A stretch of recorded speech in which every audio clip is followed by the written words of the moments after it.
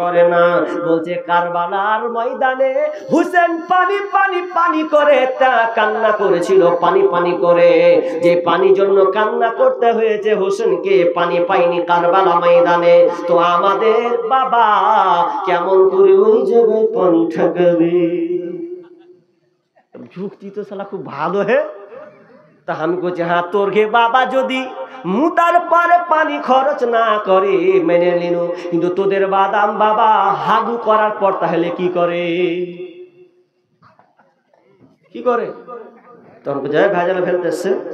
ভেজালে নয়, আজকে আমাদের অবস্থা কি করুন। বাবার অভাব নেই, বাবার অভাব নাই, কিন্তু না না না, দরগায় গিয়ে অনেক মা বোন পাথর চাবড়ে গিয়ে চায়। আপনাদের মালদার দেশের মানুষ যায় কিনা জানি না, মুর্শিদাবাদে প্রায় জায়গায় পাথর চাবড়ে গিয়ে সন্তান চায়, সন্তান চায়।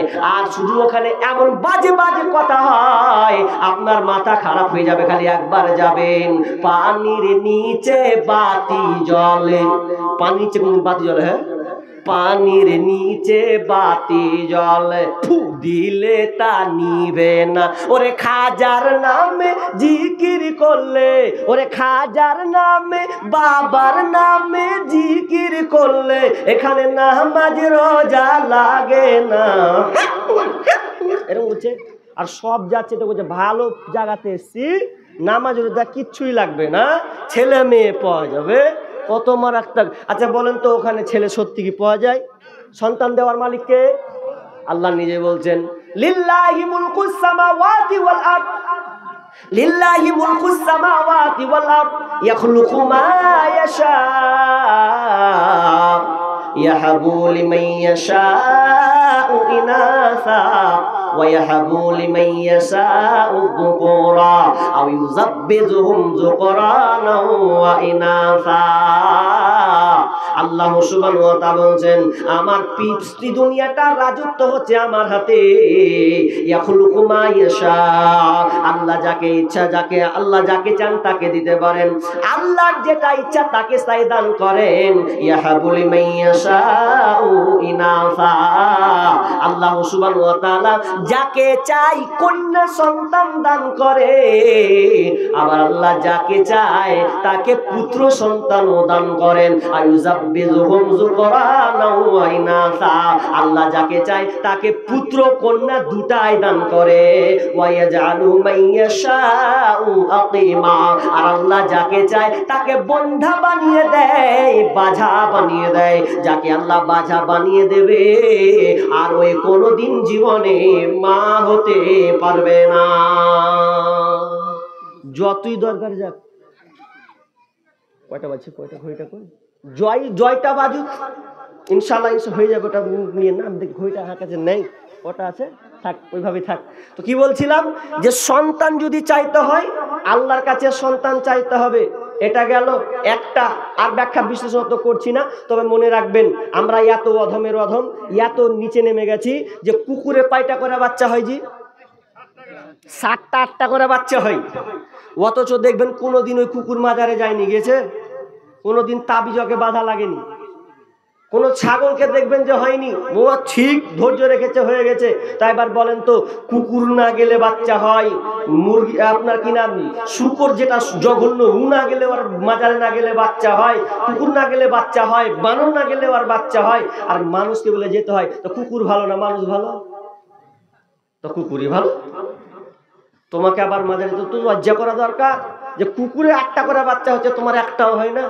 তুমি আল্লাহর কাছে চাও, নবীরা পর্যন্ত আল্লাহর কাছে চেয়েছেন রব্বি হাবলি মিনাস সালিহিন, আল্লাহ তুমি আমাকে নেক্সট দাও।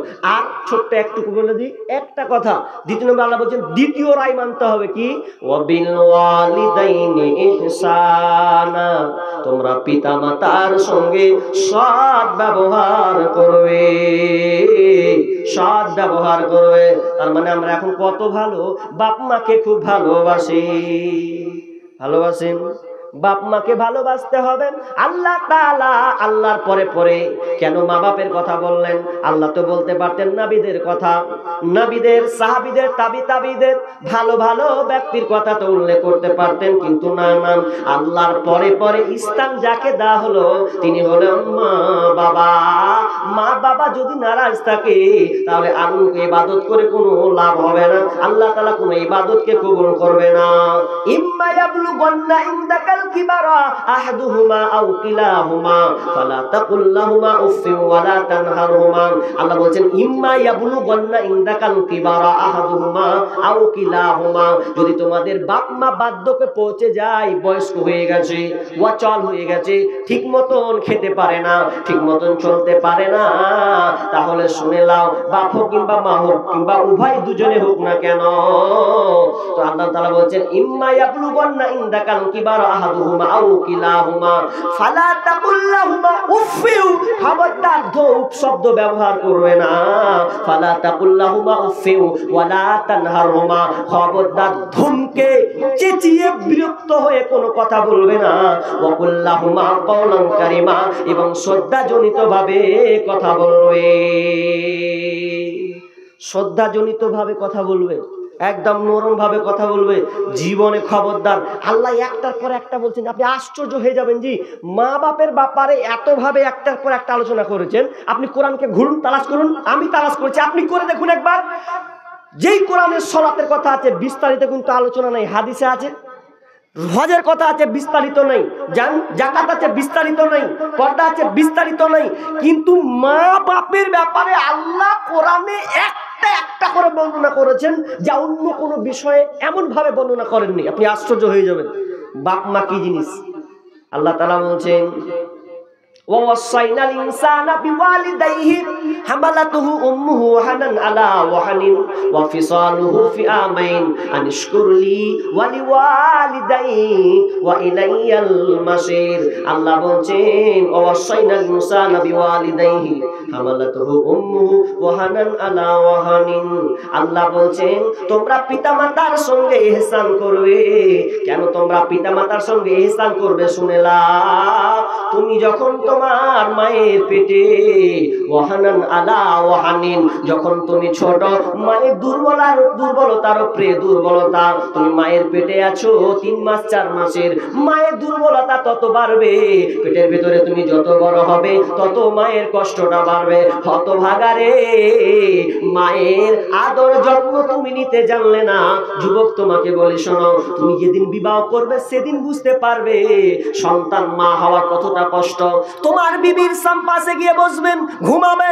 তোমার বিবি যদি প্রেগনেন্ট হয়, 3 মাসের বাচ্চা তার পেটে আছে, বিবি বলবে স্বামী আমার ঘুম আসে না।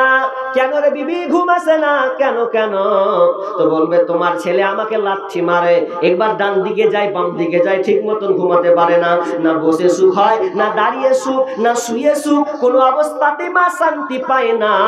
কারণ এই সন্তান 9 মাস 10 দিন ধরা খুব কঠিন কাজ, এটা খুবই কঠিন কাজ।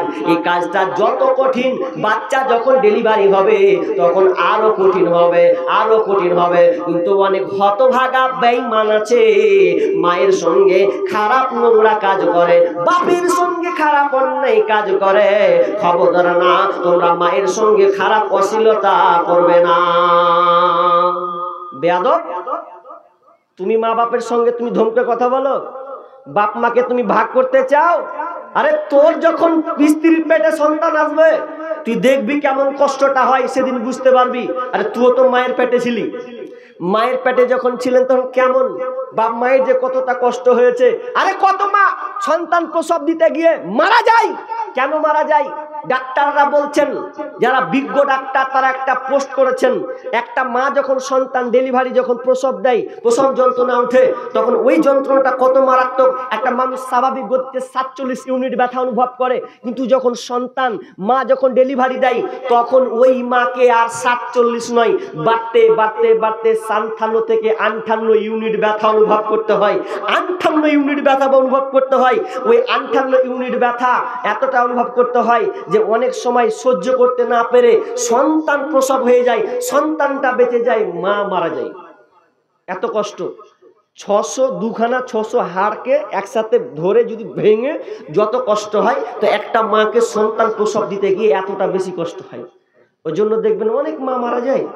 আপনি দেখবেন সোশ্যাল মিডিয়াতে খোঁজ নিবেন, অনেক আছে, আপনার হয়তো মনে অনেকে আছে সন্তান বেঁচে আছে, মা বেঁচে নাই। ওই মাকে আমরা তাচ্ছিল্য করি, বয়স্ক হয়ে গেলে ওই মাকে আমরা ঠিক মতন খেতে দিই না, ঠিক মতন আমরা দেখাশোনা করি না।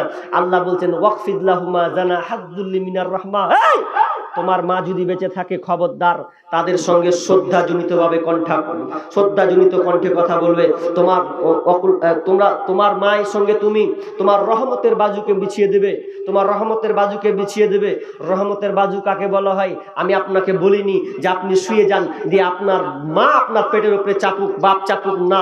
রহমতের বাজু বলা হয়, আহসানুল বায়ান তাফসীর করেছেন, রহমতের বাজু বলা হয় একটা পাখি যখন বসে তখন ডানাটাকে এইভাবে গছিয়ে নেয়, আবার যখন উড়ন্ত শুরু করে আবার ডানাটাকে সুন্দর করে মেলে দিয়ে আকাশে উড়ে। ঠিক তেমনি ভাবে আপনার মা পারছে না, অসুস্থ, আপনার মাকে আপনি হাঁটান। আপনার মা গোসল করতে পারে না, আপনার দায়িত্ব হচ্ছে আপনার মাকে আপনি গোসল করিয়ে দেবেন। আপনার মায়ের চিকিৎসার দরকার আছে, আপনি তাকে নিয়ে যাবেন। খেতে পারে না, আপনাকে খাওয়াতে হবে। এর নাম হচ্ছে রহমতের বাজু। রহমতের বাজু আপনি বুঝেননি? বাপ মায়ের সঙ্গে জীবনে কোনোদিন উল্টা পাল্টা কথা বলবেন না। জীবনে যদি বাপ মাকে খুশি করে যদি মনে করেন যে আমি সংসার করব, জীবনে শান্তি পাবেন না।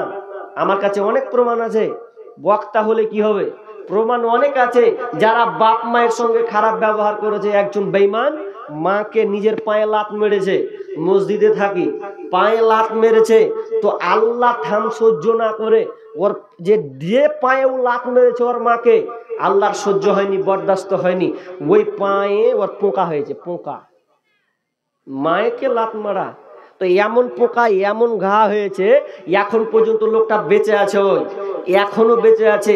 তো ও এখনো কোনো ডাক্তার ওর পাকে সারাতে পারে না, কোনো ডাক্তার পারে না। তো আপনি কি করে বুঝলেন মায়ের সঙ্গে আপনি খারাপ ব্যবহার করেন? আরে মা এমনই মা যে আপনাকে বাঁচানোর জন্য মা দুনিয়া ছেড়ে চলে যাবে, কিন্তু আমরা বুঝলাম না। এমন হয়ে গেছি মা পাগলা, মানে বউ পাগলা হয়ে গেছি, শাশুড়ি পাগলা হয়ে গেছি আজকালকার, মাকে বলে ভুলে গেছি।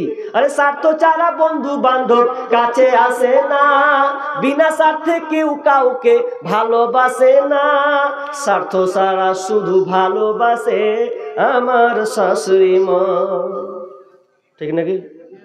শাশুড়ি বিনা স্বার্থে ভালোবাসে না, খালি বউকে খালি দুদিন কিল দিয়ে দেখেন কি ফোন যাবে আর আসবে। স্বার্থ ছাড়া কে ভালোবাসে?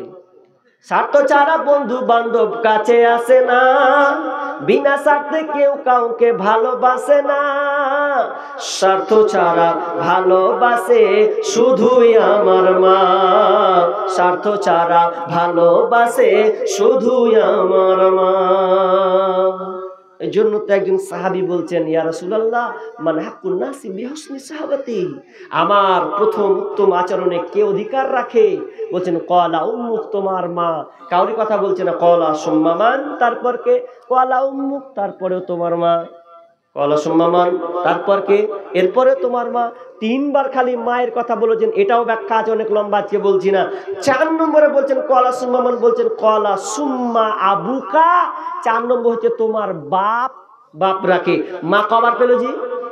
3 বার। বাপ সান্ত্বনা পুরস্কার নিয়ে থেকে যাও, কারণ মায়ের কষ্টটা বেশি। কিন্তু আজকে আমরা বাপ মাকে কষ্ট দিচ্ছি। এই ব্যাপারে অনেক কথা আছে, আপনি বাড়িতে গিয়ে ভাববেন ভাববেন ভাববেন ভাববেন মা বাপকে আপনি কত যে কষ্ট দিয়েছেন। না, আপনি কষ্ট দিয়েন না। বাপ মা যদি খারাপ হয় কোনোদিন উপশব্দ ব্যবহার করবেন না, ধমকাবেন না, আপনি বুঝাবেন, এরা চেষ্টা করবেন বুঝাবেন। কোনোদিন বাপ মাকে খাবার থেকে বঞ্চিত করবেন না। ইনশাআল্লাহ আমি বলবো, ইনশাআল্লাহ সময় চলে আসছে, আর খুব জোরে 20 মিনিট আছি, 20 মিনিট। ভাই যারা বাপ মাকে খুব ভালোবাসেন, কিংবা আপনার জীবনে বাপ মায়ের সঙ্গে একটু ঝামেলা হয়েছে হতে পারে, যদি হয়েও থাকে, একটু ওই বাপ মায়ের জন্য একটু সাদকা করতে শিখুন। যাক, বাপ মায়ের আমি খিদমত করতে পারিনি, আল্লাহ তাআলা বলছেন তোমার বাপ মায়ের সঙ্গে দোয়া করবে, রব্বির হামহুমা কামা রব্বায়ানি সগীরা। তোমার বাপ মায়ের জন্য তোমরা দোয়া করবে। কেন দোয়া করবে? তুমি বিদেশে আছো, বাপ মায়ের খিদমত করতে পারো না, তো তুমি বিদেশে গিয়ে ওই বাপ মায়ের জন্য তুমি দোয়া করো, আল্লাহ আমি বিদেশে আছি, খিদমত করতে পারি না, বাপ মায়ের খিদমত করবো, টাকার দরকার, আমি বিদেশে আছি, আল্লাহ তুমি আমার বাপ মায়ের উপরে রহম করো। রব্বিরহামহুমা কামা রব্বায়ানি সগীরা। কেমন রহম?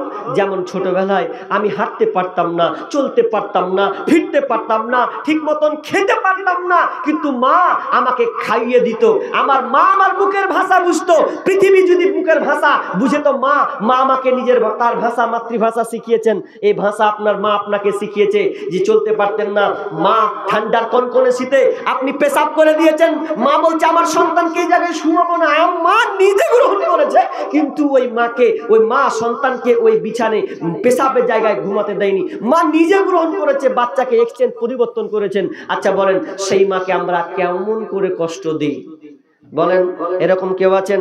সেই মায়ের জন্য আপনি দিবেন 500 1000 দেনেওয়ালা। আরে আগের আব্দুল নূর মৌলানাকে আপনারা দিয়েছেন অনেক, তো দিয়েছেন, যথেষ্ট দিয়েছেন, কিন্তু এরপরেও আমারও তো চাওয়ার একটা অধিকার আছে, কারণ আমাকে তো ডেকেছেন।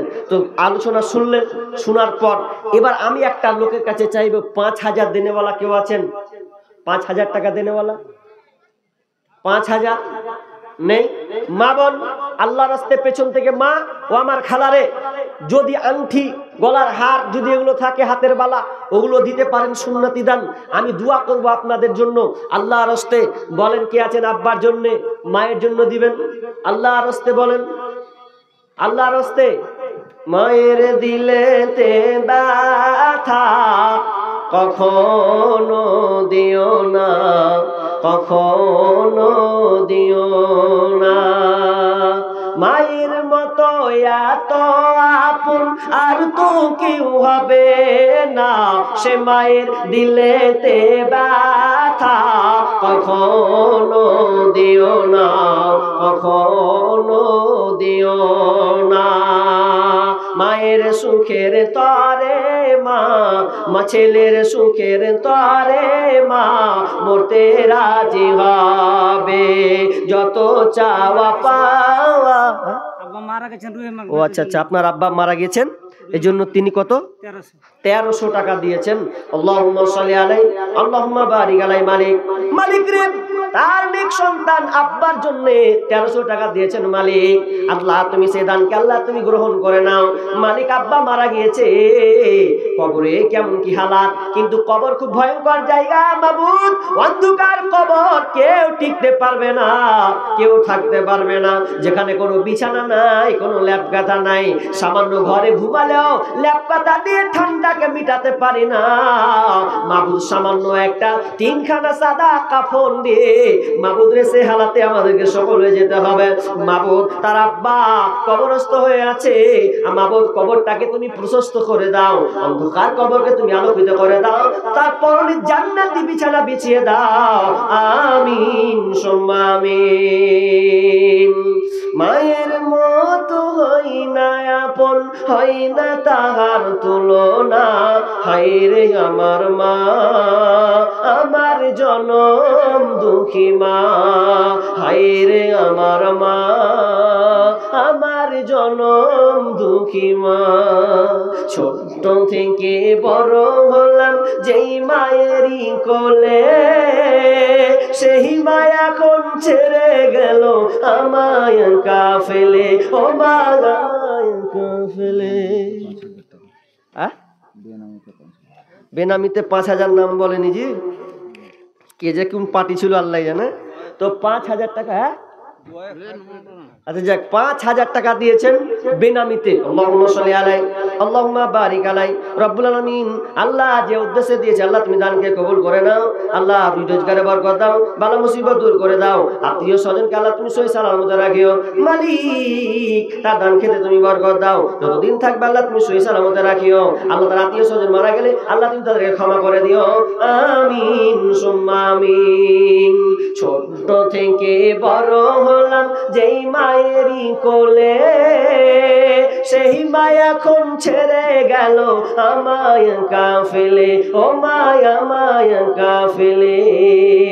ছোট থেকে বড় হলাম যেই মায়েরই কোলে, সেই মা এখন ছেড়ে গেল আমায় কাফেলে, ও মায় আমায় কাফেলে। মা ছাড়া একলা জীবন লাগে না রে ভালো, দুনিয়া থেকে হারিয়ে গেছি দুই নয়নের আলো। মনে, সে মায়ের কথা পড়লে মনে ঘুম যে চোখে আসে না। হায়রে আমার মা, আমার জনম দুঃখী মা। হায়রে আমার মা, আমার জনম দুঃখী মা। মা ছিল মোর আধার ঘরে পূর্ণিমারি চাঁদ, মা ছাড়া সেই ঘরখানাতে নাই রে কোনো সাদ, আমার নাই রে কোনো সাদ। বাড়িতে যদি মা না থাকে তো ঘরটাই অন্ধকার, ভালোই লাগে না। মায়ের মহাব্বত, ভালোবাসা, মুখের মায়ের হাসি দেখলে প্রাণটা জুড়িয়ে যায়। সেই মাকে আমরা কেমন করে আজকে ভুলে গেছি ভাই। মুখের হাসি আর